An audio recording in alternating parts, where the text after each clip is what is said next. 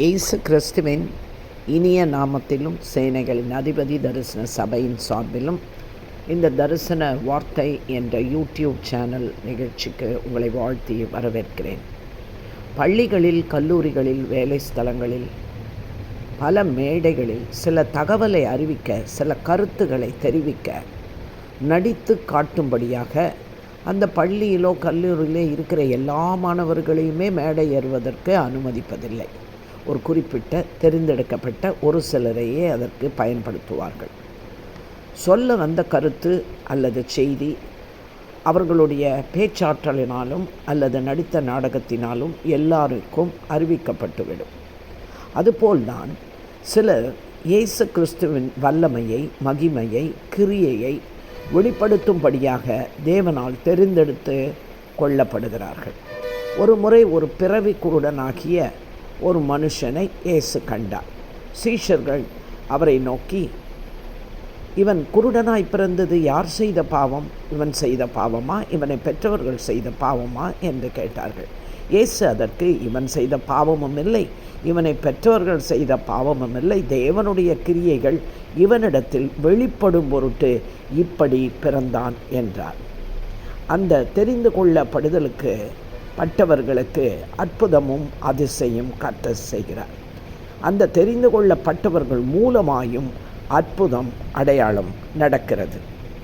ஆக வேதாகமத்திலே பார்த்தீங்கன்னா அநேக கேரக்டர்ஸ், அதாவது துண்டப்படுவதற்கென்றே, உபத்திரப்படுவதற்கென்றே யோபு எப்படி தெரிந்து கொள்ளப்பட்டார், அதுபோல அநேகர் சில காரியங்களுக்கென்று தெரிந்து கொள்ளப்படுகிறார்கள்.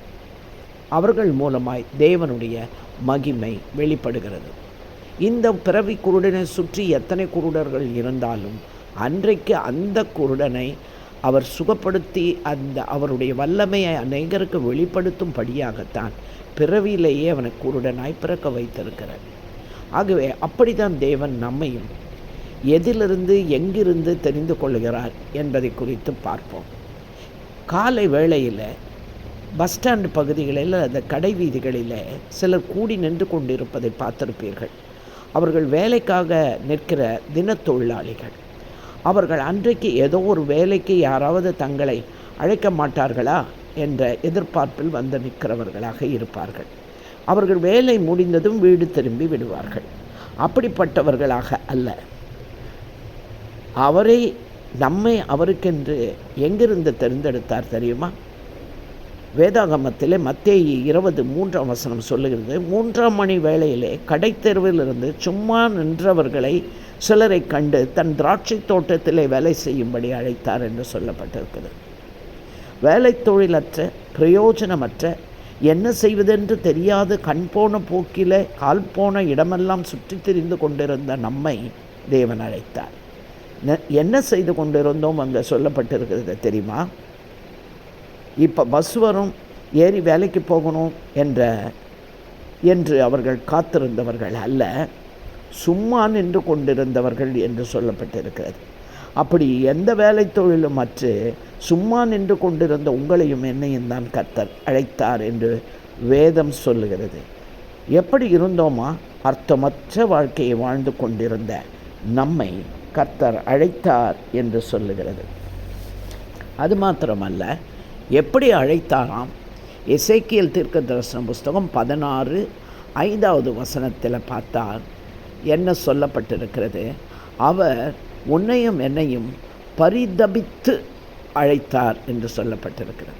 பரிதபித்து, அருவருக்கப்பட்டவர்களாய் வெளியில் எரிந்துவிடக்கூடிய நிலையில் இருந்த நம்மை மிதிக்கப்படுவதற்கு ஏதாய். அப்படி என்றால் நம்ம எதற்கும் உபயோகமற்ற, யூஸ்லெஸ்ஸாக, யாருக்கும் உபயோகம் இல்லாமல், ஆனால் எல்லாருக்கும் உபத்திரவமாக இருந்து கொண்டிருந்த நம்மை, இந்த பூமிக்கு அவமான சின்னமாயும் நிந்தையாயும் இருந்த நம்மை கண்டு பரிதபித்து என்ன சொன்னாராம்? நீ பிழைத்திருக்கும்படியாக என்னுடைய திராட்சை தோட்டத்துக்கு வா என்று நம்மை பிழைத்திருக்க செய்திருக்கிறார்.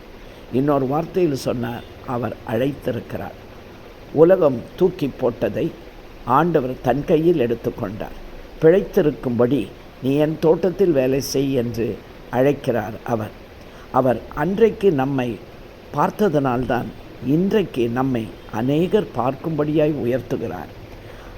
அவர் அவருடைய ஸ்டேட்டஸுக்கு, அதாவது அவருடைய தரத்துக்கு, இல்லை அவருடைய அந்தஸ்துக்கு நம்மால் உயர முடியாத நிலையில் இருந்திருந்த போதும் நம்முடைய லெவலுக்கு அவர் இறங்கி வந்து, அழகாய் சொன்னால், பரிசுத்தமாகிய தேவன் பாவியாகிய உன்னையும் என்னையும் அவர் பரலோகத்தை விட்டு இந்த பூமிக்கு சந்திக்கும்படி கடந்து வந்தார். எத்தனை தயவு நிறைந்தவர், எத்தனை அன்பு நிறைந்தவர். அவரை நம்பி உங்கள் வாழ்க்கையை அவர் கையில் ஒப்பு கொடுத்தால் உங்களை என்ன அப்படியே விட்டு விடுவார். கடைசி வரை கைவிடாது அவர் காப்பவராய் இருக்கிறார். அவரை நம்புங்கள், அவரை விசுவாசியுங்கள். கண்களை மூடி என்னோடு கூடவே ஜெபியுங்கள். அன்பும் இரக்கமும் உள்ள எங்கள் நல்ல தேவனே, நீர் எத்தனை இரக்கமுடையவர். உங்கள் கண்களில் தயவு கிடைத்ததினால்தான் நாங்கள் இன்று பிழைத்திருக்கிறோம் என்பதை நாங்கள் உணர்கிறோம் கர்த்தாவே. இல்லை என்றால் என்றோ எங்கள் வாழ்க்கை முடிந்து போயிருக்கும், நாங்கள் மறைந்து போயிருப்போம், எங்களை இந்த ஜனங்களும் மறந்து போயிருப்பார்கள். தேவனே, இனியாவது உமது திட்டத்தை அறிந்து உம்முடைய சித்தத்தின்படி செய்து உம்மை மகிழ்விக்க எங்களுக்கு உதவி செய்வீராக. முதலாவது உம்முடைய நீதியையும் ராஜ்யத்தையும் தேட செய்து மற்ற எல்லா தேவைகளையும் அதன் மூலம் நாங்கள் பெற்றுக்கொள்ள எங்களுக்கு உதவி செய்யும். எப்பொழுதும் உம்மை குறை சொல்லி கொண்டு இருக்கிறவர்களாய், கேள்வி கேட்கிறவராய் இல்லாமல் உம்முடைய நிறைவான ஆசீர்வாதத்தை பெற்றுக்கொள்ளுகிற ஞானம் உள்ளவர்களாய் எங்களை மாற்றுவீராக.